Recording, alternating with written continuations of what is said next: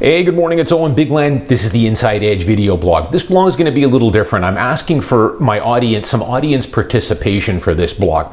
You know, I'm every weekend pretty much I'm working an open house. It could be a $300,000 older wood frame condo, or it could be a $3.5 million detached luxury home.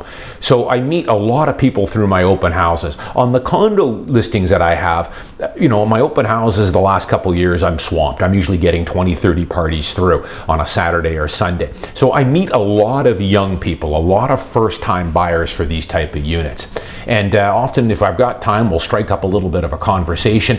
And you know, it always comes around to saving for that down payment. And for sure, there are some people that have had help from the bank of mom and dad, and that's great.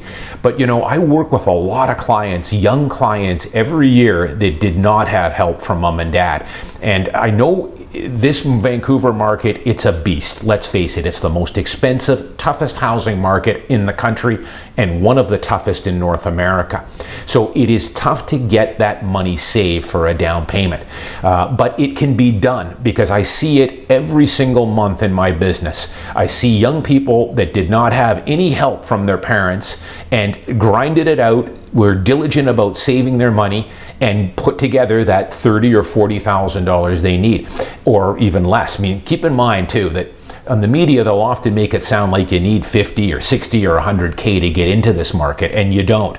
I've blogged about it many times before. There are perfectly good older one-bedroom units in Richmond right on SkyTrain that you can buy in the low 200s. So 5% down, you can get in on these for $12,000 to $15,000 down if you can qualify for the mortgage. There are two-bedroom units that I'm selling all the time in the upper $200,000 range and low threes. So you need 15 or 20,000 can get you into one of those all day long.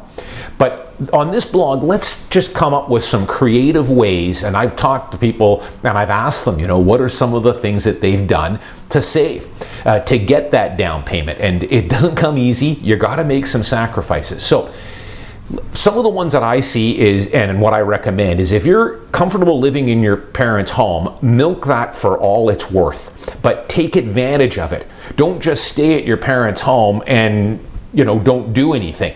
Stay at your parents' home, and if you're still going to school, try and get a part-time job and start building up some money there, because you're not paying any rent or room or board. Take advantage of that. And if you're comfortable there and your parents don't mind having you around, hey, milk it for all it's worth is my advice. Some other creative ways, or some ways, is maybe give up the car. This is something that I've seen a lot of young people now that are buying condos of mine in downtown Vancouver or Richmond or wherever, New Westminster. A lot of them have told me that if it's a couple, they've definitely given up one car, but I'm seeing it more and more now, they're giving up a car entirely. And I think we've reached a point now where you can do that in Vancouver. And that's why I blogged about before. I'm now, for the first time, buying investment units that don't come with a dedicated parking space, because I'm finding that a lot of my potential tenants don't have a car and don't want the parking space. They'd rather save the $150 on rent as opposed to having a parking space. So giving up the car, I think, alone is a huge savings for people. We're talking probably anywhere from $500 to $700 a month when you include the parking, the insurance, the maintenance on the car payments, or the lease. You don't have to give up the car forever, but giving up the car for 2 or 3 years while you're in that saving or accumulation stage for the down payment can really accelerate it quite a bit.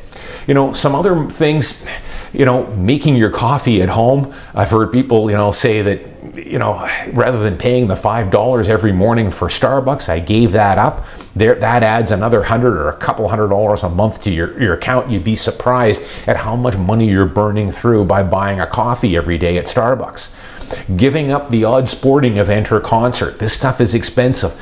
I'm not advocating either that you just lead a boring life and don't reward yourself. In my new book, Along for the Ride, I'll talk about how you want to enjoy life. Don't spread yourself or be a miser and look for too many ways to save where you're leading an absolute dismal and boring life.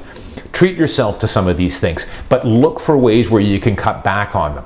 Another one, smoking. Very few people smoke these days. The numbers are going down, but geez, if you're a smoker, I've had many people tell me, one guy I remember a couple of years ago gave up cigarettes and that saved him another $200 or $300 a month right there. So I'd like to get a little bit of audience participation here. I would love to see some comments here, especially from some of my younger viewers, on some of the ways, if you're in the process right now of trying to save for your down payment, what are some of the things that you're cutting back on and doing and sacrificing to do it? I think the final thing is, and this is what I did when I was in my late teens and early 20s, when I was getting ready and had just bought my first place. I worked what they call now that side gig businesses. I had multiple jobs when I was a young guy, and I know a lot of people are doing that now. They have a 9-to-5 job, but then they do a side gig on the weekends, or many of them will start their own online business. So there are a lot of opportunities in that way to supplement your 9-to-5 job with a side gig of some kind. So I'd love to see some of the comments down below on some of the creative ways people have used to start accelerating their savings to try and get in this housing market. And it's a beast. It's not easy. What I will tell people, though, is it's worth it. Vancouver is never going to be an affordable city to live. It's just the bottom line here. With the election just happening, a lot of people were looking for the government to kind of step in and help them out and make housing affordable. Vancouver will never be an affordable city. If you want that, you've got to go to a place like Edmonton or Regina or out into the prairies or something where real estate is more based on income. But if you want to live in the best city in Canada by far, and one of the best cities in the world, you're going to have to pay up for it, and you're going to have to make some sacrifices when you're young to get into your first place. But it can be done. I see it all the time in my business. Love to hear some of your comments on it. As always, I'm Owen Bigland. I'll see you next week.